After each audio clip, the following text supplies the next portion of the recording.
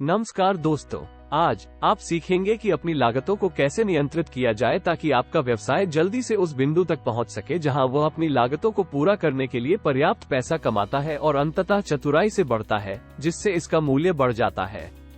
सरलता के लिए यह मान ले कि मिलेट नूडल्स का एक पैकेट, जिसे हम 1 इकाई कहेंगे, इसकी बिक्री कीमत ₹100। जब आप मिलेट नूडल्स की 1 इकाई बेचते हैं तो ₹100 सामग्री की कीमत ₹45 है।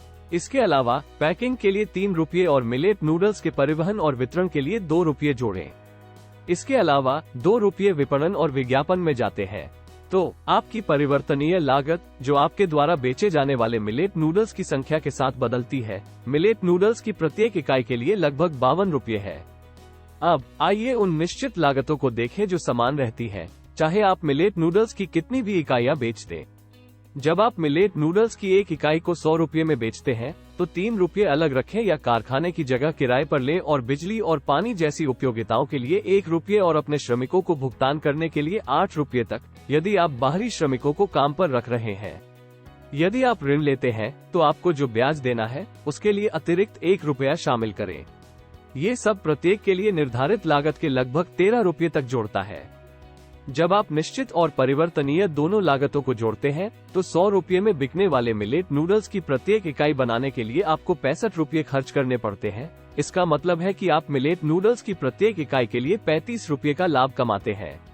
हालांकि आपको करों में ₹11 का भुगतान करना पड़ सकता है, इसलिए करों के बाद आपका लाभ लगभग ₹24 प्रति बाजरा नूडल्स है। ये कहने का एक सरल तरीका है कि आपका शुद्ध लाभ मार्जिन 24% है। अब नियोजन भाग के लिए आपके पास 2 विकल्प हैं, या तो अपने लाभ का कुछ हिस्सा व्यवसाय में फिर से निवेश करें या अपने लिए पैसे का उपयोग करें। अपने लाभ का आधा हिस्सा, जो स्टॉक जैसी चीजों के लिए ₹12 है, व्यवसाय में वापस डालना बुद्धिमानी है। फिर आप बाकी ₹12 का उपयोग अपने या अन्य उद्देश्यों के लिए कर सकते हैं। जल्दी से लाभ कमाने के लिए अपनी निश्चित लागत को कम करने का प्रयास करें। मिलेट नूडल्स बनाने के लिए जगह किराए पर लेने के बजाय अपने खुद के शेड का उपयोग करें। शुरुआत में परिवार के सदस्यों को श्रमिकों की लागत बचाने में आपकी मदद करने के लिए कहें। ऋण लेने के बजाय अपने पैसे का उपयोग करें या दोस्तों, परिवार और व्यावसायिक भागीदारों से मदद लें। इस तरह आपको नियमित ब्याज नहीं देना पड़ेगा। उन्हें एक निश्चित भुगतान के बजाय लाभ का एक हिस्सा दें। यदि आप इन लागतों को कम रखते हैं तो आप दूसरे महीने से लाभ कमाना शुरू कर सकते हैं। जब आपके ग्राहक आपके उत्पादों को पसंद करते हैं और आपका व्यवसाय बढ़ता है तो आपको इसे चलाने के लिए अधिक धन की आवश्यकता होगी। आपको अधिक सामग्री खरीदनी होगी, अधिक उत्पाद बनाने होंगे और तैयार माल और दुकानों के लिए क्रेडिट के लिए पर्याप्त पैसा होगा। यही वो जगह है जहां पर्याप्त कार्यशील पूंजी होना महत्वपूर्ण है। यह आपके व्यवसाय को बढ़ने में मदद करता है। आप इस पैसे को बैंकों या स्थानीय समूहों से प्राप्त कर सकते हैं, लेकिन अपनी कमाई का उपयोग करना सबसे सस्ता तरीका है। अपने मुनाफे का आधा हिस्सा व्यवसाय में रखने और फिर से निवेश करने से आप 2 काम करते हैं। आपके पास काम करने के लिए अधिक कार्यशील पूंजी है और आप अपने व्यवसाय के मूल्य को बढ़ाते हैं।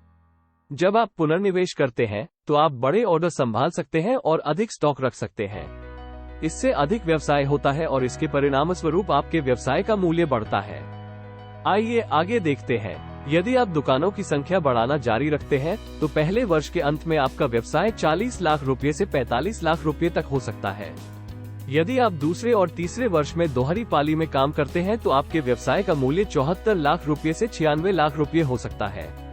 जितना अधिक पैसा आप अपने व्यवसाय में वापस डालेंगे, उतना ही अधिक क्रेडिट आपको मिल सकता है। जितना अधिक आप बेच सकते हैं और आपका व्यावसायिक मूल्य उतना ही अधिक जाएगा। All the best. చూసినందుకు ధన్యవాదాలు। దయచేసి లైక్ చేయండి, షేర్ చేయండి, వ్యాపార్ కోచ్ ఛానల్ కు సబ్స్క్రైబ్ చేయండి।